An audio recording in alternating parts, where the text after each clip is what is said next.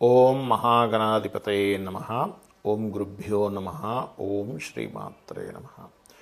పరమేశ్వర స్వరూపమైనటువంటి జ్యోతిష, వాస్తు మరియు ఇతర అనేకమైనటువంటి శాస్త్రములను మనకు అందించినటువంటి మహర్షులకి నమస్కారం. హయగ్రీవ హయగ్రీవ హయగ్రీవేతియో వదేత్ తస్య నిస్సరతే వాణి జహ్నుకన్యా ప్రవాహవత్. అరుణాం కరుణాతరంగితాక్షీం ధృతపాశాంకుశపుష్పబాణచాపాం అనిమాదిభిరావృతాం మయూకైః అహమిత్యేవ విభావయే భవానీం. శ్రీమాత్రే నమః. ప్రేక్షకులకి ఆ లలితాంబిక అమ్మవారి యొక్క అనుగ్రహం పరిపూర్ణంగా కలగాలన్న స్ఫూర్తి కోరుకుంటూ 2025 సంవత్సరంలో 4 మేజర్ ప్లానెట్స్ మారుతున్నాయి. సర్వసాధారణంగా ఏదైనా ఒక సంవత్సరంలో ఒక ప్లానెట్ 2 ప్లానెట్స్ మారుతుంటాయి. కానీ సమ్ టైమ్స్ 2 ఛాయాగ్రహాలు 2 మేజర్ ప్లానెట్స్ కర్మకి జీవుకి కారకమైనటువంటి శని గురువులు మారుతున్నారు. దీనివల్ల ఒక్కొక్క లగ్నం లేదా రాశి వారికి ఎటువంటి ఫలితాలు జరగనున్నాయి, మరియు ఎటువంటి జాగ్రత్తలు తీసుకోవాలి, మారకముందు ఎటువంటి ఫలితాలు, మారిన తర్వాత ఎటువంటి ఫలితాలు, అదేవిధంగా దేశకాల పరిస్థితులు ఎటువంటివి మార్పులు రానున్నాయనేటువంటి విషయాలు మనం ఇప్పుడు తెలుసుకుందాం. అయితే ఈ విషయాలు చెప్తుంది నేనైనప్పటికీ కూడా చెప్పిస్తుంది సాక్షాత్ లలిత అమ్మవారిగా భావిస్తూ తెలుసుకుందాం. ముందుగా మేష లగ్నము. లగ్నం తెలియని వారు రాశి నుంచి చూసుకోవచ్చు. బికాజ్ ఆఫ్ లగ్నమే చాలా ప్రధానం రాశి కంటే కూడా. సరే, అయితే ఇక్కడ మేష లగ్నానికి ఈ రాహువు, కేతువు, శని గురువులు ఎలా మారనున్నారు, ఎప్పటి వరకు ఉంది చూసుకున్నట్లయితే ప్రస్తుతం మీకు ఈ 2025 మనకి సహజంగా చూసుకుంటే ఉగాదిదే చూసుకోవాలి. కాకపోతే ఏంటంటే కొంతమంది ప్లానింగ్ కోసం జనవరి టు డిసెంబర్ ఎలా ఉందని అడుగుతూ ఉన్నారు ప్రతిసారి కూడా, అందుకని చేయడం జరుగుతుంది. మనదైతే ఉగాది మెయిన్గా చూసుకుంటే ఇది ఆంగ్ల సంబంధించినటువంటిది. అయితే ఈ 2025 సంవత్సరానికి 9 అవుతుంది. అదేవిధంగా మనకి కాస్త క్రోధినామ సంవత్సరం నడుస్తుంది కాబట్టి కొంచెం మే వరకు అనవసరమైన ఘర్షణల జోలికి వెళ్ళకండి. ఫస్ట్ అది ఏ లగ్నం ఏ రాశి వారైనా సరే. ఇక ముఖ్యంగా మేషం వారికి కనుక చూసుకుంటే ప్రస్తుతం గురువు లగ్నంలో ఉన్నాడు. ఈ లగ్నంలో గురువు మీకు మే 15వ తేదీ వరకు ఉంటాడు. మే 15 వరకు ఉన్నటువంటి గురువు మీకు పర్టికులర్గా వివాహ సంబంధించిన విషయాలు కుదిరేటువంటి యోగాన్ని ఇస్తున్నాడు. ఇక్కడ మే 15 దాటిన తర్వాత వ్యాపారపరమైనటువంటి లాభాలు అద్భుతంగా ఇస్తాడు. అక్కడ అంటే చాలా బాగా వ్యాపారపరంగా బాగా కలిసి రావడము ఇటువంటివి బ్రహ్మాండంగా జరుగుతాయి. అదేవిధంగా మీ యొక్క ప్లానింగ్ ద్వారా ఒక మంచి యోగం కలగడము, లేదా తండ్రి మూలంగా కొంత భాగ్యం ఓపెన్ అవ్వడం, ఇట్లాంటివన్నీ కూడా గురువు ఇస్తున్నాడు. మిథున లగ్నము, మిథున రాశి. ఈ 2025 సంవత్సరంలో జనవరి నుంచి డిసెంబర్ వరకు ఉన్నటువంటి ఫలితాలు చూసుకున్నట్లయితే సాధారణంగా మనం చూడాల్సింది ఉగాది ఫలితాలే. కాకపోతే ఒక ప్లానింగ్ కోసం జనవరి టు డిసెంబర్ చెప్పుకుంటున్నాము. ఈ 4 గ్రహాలు ప్రధానంగా మీకు సహజంగానే మీది మంచి తెలివితేటలు ఉండేటువంటి లగ్నంగా చెప్తూ ఉంటారు మిథున లగ్నం కానీ మిథున రాశి కానీ ముఖ్యంగా లగ్నంగా తీసుకుంటే. అయితే ఇక్కడ గ్రహాల యొక్క మార్పును కనుక మనం గమనించినట్లయితే గురువు ప్రధానంగా ఇప్పుడు మీకు 12వ స్థానంలో వక్రించున్నాడు. ఈ వక్రించి ఉన్నటువంటి గురువు చాలా మటుకు కొంత లాభాన్ని ఇస్తూ ఉంటాడు. కాకపోతే ఎప్పుడైతే ఈ వక్రగతి పోయి మరలా గురువు లగ్నంలోకి వస్తాడో అప్పుడు మాత్రం కాస్త మీకు ఉద్యోగ అవకాశాలు పెరుగుతాయి. కాకపోతే పార్ట్నర్స్తో ఒత్తిడి ఎక్కువగా ఉంటుంది. ఎందుకంటే మీ లగ్నానికి గురువు బాధకుడు కాబట్టి వాళ్ళ నుంచి వచ్చే ప్రెషర్ ఎక్కువగా ఉంటూ ఉంటుంది. మే యొక్క 15 తర్వాత నుంచి చూసుకున్నట్లయితే. అదేవిధంగా మీకు 4వ స్థానంలో కేతు ఉన్నందుకు మే 30 లోపల ఏదైనా ఒక ప్రాపర్టీ తీసుకునేటప్పుడు కానీ, లేకపోతే ఏదైనా ఒక కోర్సెస్ చేసే విషయంలో కానీ, ఒక బిజినెస్ డీల్ రిలేటెడ్గా ఏదైనా ఒక సంస్థ పెట్టేటువంటి విషయాల్లో కానీ చాలా జాగ్రత్తగా చూస్తూ చేయండి. మే 30 దాటింది అనుకోండి, 3లోకి వస్తాడు. అప్పుడు 3లోకి వచ్చినప్పుడు మాత్రం కొంచెం తండ్రి తరపు అన్నదమ్ములు వాళ్ళు ఉంటారు, వాళ్ళతో కొంచెం మాట్లాడేటప్పుడు డీల్ చేసేటప్పుడు కొంచెం జాగ్రత్తగా ఉండాలి. కాకపోతే సింహరాశిలో ఉండేటువంటి కేతువు మంచివాడే, పెద్దగా భయపడాల్సిన పని లేదు. కానీ కొంచెం తెలియని ఈగో క్లాషెస్గా వచ్చేటువంటి కొన్ని కమ్యూనికేషన్స్ ఏర్పడుతుంటాయి. అలాగే ఈ మే 30 వరకు ముఖ్యంగా మీకు దశమంలో రాహు ఉంటాడు. దశమ రాహు మే 30 వరకు మీ ఉద్యోగ సంబంధించినటువంటి విషయంలో ఐటీ కంపెనీస్లో చేసేటువంటి వారికి మరియు విదేశాల్లో ఉద్యోగం చేసేటువంటి వారికి కొత్త అవకాశాలు వస్తాయి. మరి మే 30 తర్వాత ఇవి రివర్స్లో తిరిగే ప్లానెట్స్ కాబట్టి భాగ్యంలోకి వెళ్తుంది రాహు. సో ఎప్పుడైతే భాగ్యంలో రాహు ఉంటాడో ఇక్కడ కొంచెం పితృకర్మలు ఎక్కువగా చేస్తుండాలి మే 30 నుంచి. ఎప్పుడైతే మీరు పితృతర్పణాలు వదలడము పితృకర్మలు ఎక్కువగా చేస్తుంటారో మీకు అదృష్టం అనేటువంటిది త్వరగా కలుగుతుంది.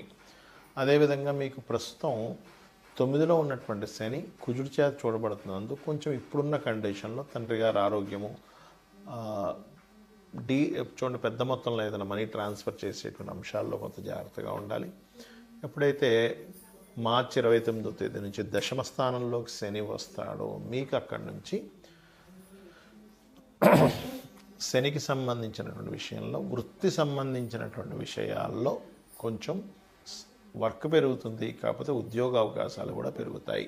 ఇక మీరు చేయవలసినటువంటి దేవతారాధన లలితా అమ్మవారి యొక్క ఆరాధన, లక్ష్మీదేవి యొక్క ఆరాధన ఎక్కువగా చేయండి. అన్ని విధాలా బాగుంటుంది.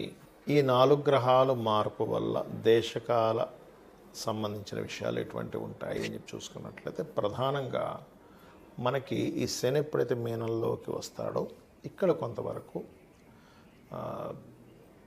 గతంలో మనకి ఎలా అయితే కోవిడ్ లాంటిది వచ్చిందో అలాంటివి చిన్న చిన్న ఇవి కొంచెం పెరుగుతూ ఉంటాయి. అనారోగ్య సమస్య అంటే కొంచెం కోవిడ్ అంతా విపరీతమైన అన్నీ బ్లాక్ అయిపోవడం కాకుండా కొంచెం అనారోగ్య సమస్యలు పెరుగుతూ ఉంటాయి జీవులకి ఈ శని మీనంలో ఉన్నంతకాలం. అదేవిధంగా కొంత గవర్నమెంట్ కొన్ని విషయాల్లో, ఎందుకంటే మనకు నెక్స్ట్ రాబోయేటువంటి ఈ 2025 శోభకృతనామ సంవత్సరంలో అధిపతి రవి అవుతున్నాడు కాబట్టి అక్కడ పర్టికులర్గా ఇచ్చేటువంటి రిజల్ట్లో అక్కడ ఏంటంటే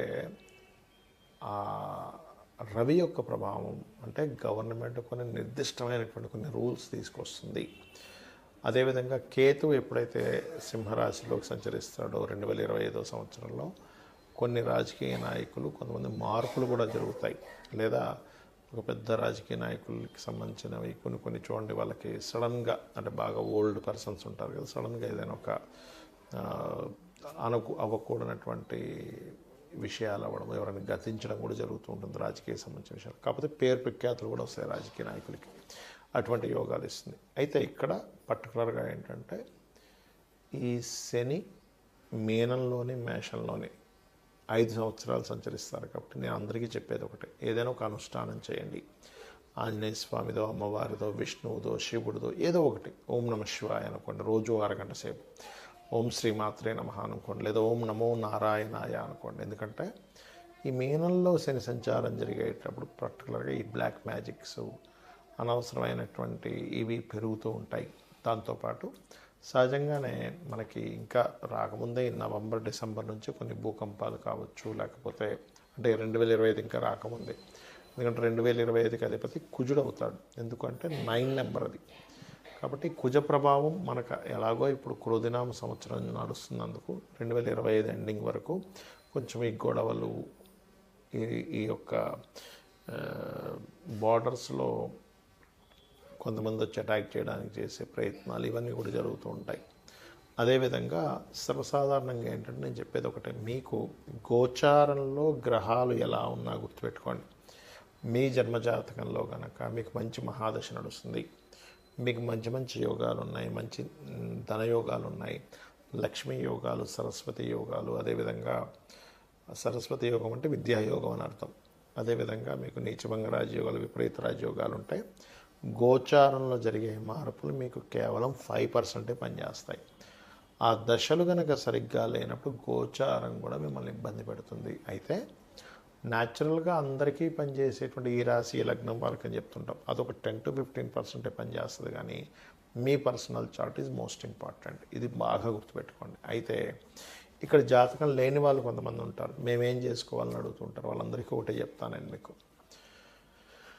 అందరూ కూడా కేతువు బుధరాశుల్లో సంచరిస్తుంది కాబట్టి మే 30 వరకు కూడా ఎవరు డబ్బులు అప్పుగా ఇచ్చే విషయంలో ఎంతో అత్యవసరం ఉంటేనే అప్పు చేయండి, అప్పు ఇవ్వండి. ఇది చాలా కీలకమైన విషయం అందరికీ కూడా. ఇది ఏది డేట్ ఆఫ్ బర్త్, టైము, నక్షత్రము, రాశి ఏమీ తెలియదు అనుకునేటువంటి వారికి. అలాగే మరొక విషయం ఏంటంటే ఇక్కడ అందరూ కూడా కాస్త ఈ అందరినీ తీసుకున్నప్పుడు జనరల్గా మేషం తీసుకున్నప్పుడు శని 12లోకి వస్తున్నాడు కాబట్టి అనవసరంగా కొన్ని ఫుడ్స్ తింటుంటాం మనం. కొన్ని ఫుడ్స్ విషయంలో కావచ్చు, కొన్ని మన లైఫ్ స్టైల్ విషయంలో కావచ్చు. నైట్ నిద్రపోకుండా చాలామంది చూడండి నైట్ అంతా మేలుకొని పగలపూట నిద్రపోతుంటారు. ఇటువంటి లైఫ్ స్టైల్స్ వల్ల అనర్థాలు వచ్చేటువంటి ఛాన్సెస్ కనిపిస్తున్నాయి ఇన్ ఫ్యూచర్లో. అంటే ఈ గోచార శని మీనంలో సంచరించేటప్పుడు ఏం జరుగుతుంది అంటే ఫ్యూచర్లో ఇప్పటి వరకు పడుతున్నటువంటి లైఫ్ స్టైల్ మార్పులు జరుగుతూ వచ్చాయి చూసారా. నైట్ టైం మేలుకుగా ఉండడం, నైట్ టైం తిరగడం, పగలంతా నిద్రపోవడం, ఇట్లాంటివన్నీ పెరుగుతూ వచ్చాయి. ఈ లైఫ్ స్టైల్ వల్ల ఎటువంటి అనర్థాలు జరుగుతాయో స్పష్టంగా మనకి శని మీనంలో చూపిస్తాడు. అదేవిధంగా శని మీనంలో మేషంలో సంచరించేటప్పుడు ఇందాక నేను చెప్పినట్టుగా కొన్ని మనం ఆల్రెడీ గతంలో ఒక 1.5 year బ్యాక్ ఒక విషయం చెప్పుకున్నాం. కుంభంలో శని సంచారం చేసేటప్పుడు రెవల్యూషన్, ఒక మార్పుని తెస్తాడు బిజినెస్లో అని. అది మనకు 30 సంవత్సరాల క్రితం వచ్చినప్పుడు కంప్యూటర్ అనే దాన్ని పెంచాడు. అక్కడి నుంచి కంప్యూటర్స్ పెరగడం అన్నీ బాగా జరిగాయి టెక్నాలజీ పరంగా. ఇక్కడ ఏఐ అనేటువంటిది పెరుగుతుంది కాబట్టి రాబోయే కాలంలో అంటే శని మేషంలోకి వెళ్ళే లోపల ఎవరికి వారు సొంతంగా చేసుకునేది అభివృద్ధి పరుచుకోవాలని చెప్పుకున్నాం. అయితే దీంతోపాటు కొంచెం చూడండి, మనకి వైదికమైనటువంటివి కాకుండా అవైదికమైనటువంటి పూజలు, అవైదికమైనటువంటి వాటిపై ఆకర్షితులు అవుతూ ఉంటారు. అటువంటి వాటి వల్ల కొంత ఇబ్బంది తెచ్చుకుంటూ ఉంటారు. ఆ యొక్క ఇబ్బంది మీ మీద పడకుండా ఉండాలంటే నిత్యము అనుష్ఠానం చేయండి. అలా గనక చేయగలిగితే అన్ని విధాలా బాగుంటుంది. శ్రీమాత్రే నమః.